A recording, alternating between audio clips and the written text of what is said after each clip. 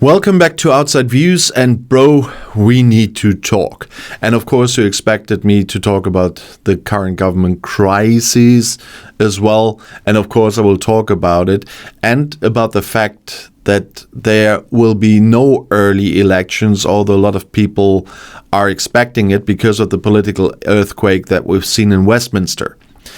You know, there was a quite sudden resignation. And the government crisis was triggered by the resignation of Deputy Prime Minister Angela Rayner.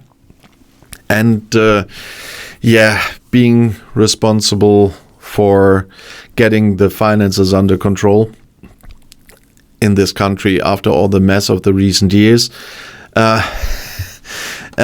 Underpaying land transaction tax is not something that fits into a picture of a responsible government, and she admitted that she's done that. And that's quite a blow to Starmer, because this is not quite a setback, this is a major setback for Prime Minister Keir Starmer, because she was a key figure who served as a bridge to the Labour Party's left-leaning wing. You know that the problem is that Starmer is trying some centrist stuff at the moment to keep enough voters for Labour to have any kind of chance to stay in government when the next election is due.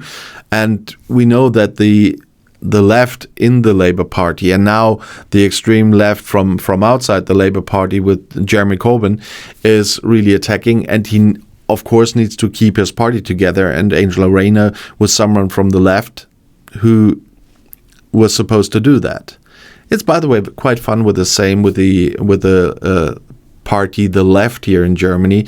They're always hitting on the rich people and very populist as well. They're the same on the left side that the AfD is on the right side nowadays, because they got more extreme recently as well.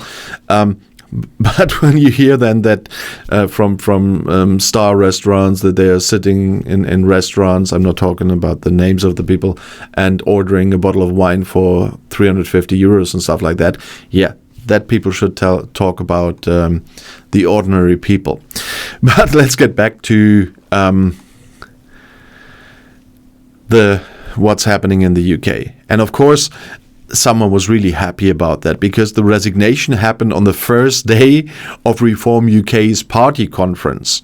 And their leader, Nigel Farage, brought forward his speech declaring his party is the big winner of the turbulent events around Rayner.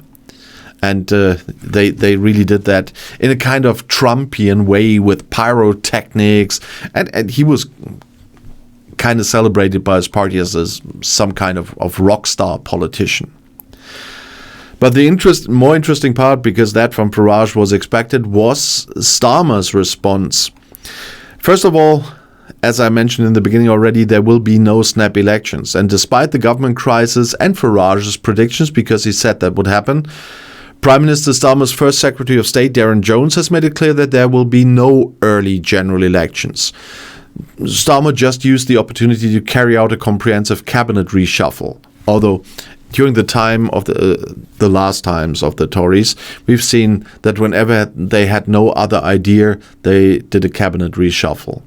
And he replaced Rayner with former Foreign Secretary David Lammy, and Yvette Cooper moved from Home Secretary to Foreign Secretary, and Shabana Mahmood took over as Home Secretary. So, except the fact that Rayner left, there was just kind of, do you know this kids game, The Journey to Jerusalem, with the chairs and stuff like that? I mean, they just didn't take a chair away, they just let the people walk around the chairs there. And the one thing that I don't understand here is that Prime Minister Starmer said he's hoping this cabinet shake-up will give his government a fresh start. I mean, there's one new person in there, in those that I just mentioned. How should that be a fresh start, just by switching around places? I mean, I kind of must say I will probably miss David Lammy as Foreign Secretary, but overall, this will not change too much, and he really had little luck since taking office 14 months ago. So if that will help anything, I don't know, because several of his reform projects have failed. Migrant numbers crossing the channels have continued to rise despite his promises. If there's not some big vision, some big project to get a lot of things done, Farage will seize the moment again and will rise even more in power, because Farage is leveraging the crisis. And of course, he immediately criticized the government as being led by unqualified people. And he said it's just as bad, if not worse, than the previous Conservative government. Well, at the moment, I cannot even counter that too much, to be honest. Even if I'm not a social democrat, and from the point of view from the outside, you have a social democratic government there now, I had higher hopes for that government than what we've seen there. And so they once again give Reform UK and their leader the chance to play on fear, because the whole thing makes it possible for Farage to feed on the fears of the British public, especially regarding migration. And once again, here in Germany, we brought it down by 60%. So it is doable. Although we are part of the EU, we will still need to sort that out on the outer borders of the EU. But you can do something. And now Farage still can play that big card, and is still a big card in the UK, because a lot of people, we have this in Eastern Germany, people that never see some immigrant are the ones voting most for the populists. But nevertheless, he can use it. And he already is leading the polls for months.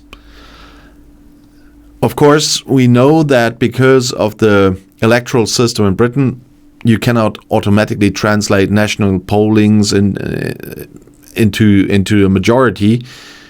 Well, he is always going on and boasting about his party's polling success. And he is predicting an early election in 2027 instead of 29. Of course, some could say that's wishful thinking, and of course that it definitely is wishful thinking, because he wants an election the earlier the better because of his poll numbers, but the regular one is in 2029. And if Starmer didn't do it after resignation of Angela Rayner, I don't see that coming. There must be something much bigger coming to have an election before 2029. But Farage is on the rise. Even if you like him as much as I do, you have to give him that. He is on the rise, and he seems to enjoy being a mixture of a rock star and a politician there. And a lot of people in the UK, believe it or not from the outside, they see him as a leader who can supposedly do everything better. I'm quite sure he will not, but the people see him that way.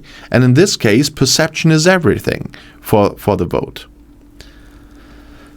And we must not forget how important Rayner was for Starmer. Rayner was a powerful voice for the working class, which really was a bit fed up because Starmer went very much beyond the center.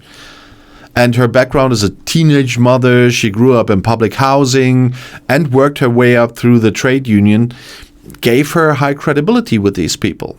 And her resignation is a massive blow for the Labour Party, because she was seen as a politician with great promise and, as I said, a bridge to the party's left wing. And they have grown deeply suspicious of Starmer. And her resignation really caused a political earthquake. And she had asked for an investigation into whether she broke cabinet conduct rules, and that investigation found she had. So I have to give it to her. As far as I could see it from the outside, she really played fair here. I don't know if you could say, yeah, after she was caught. But the way we see it from the outside, I'm, despite the fact about the taxes she paid, I cannot complain too much about Angela Rayner here. But now she has stepped down from both Deputy Prime Minister and Deputy Party Leader, and this will get Starmer into even more trouble. And that the only thing we've seen so far is this mini reshuffle, as I have to call it, is that feels a little bit like he looks a bit lost.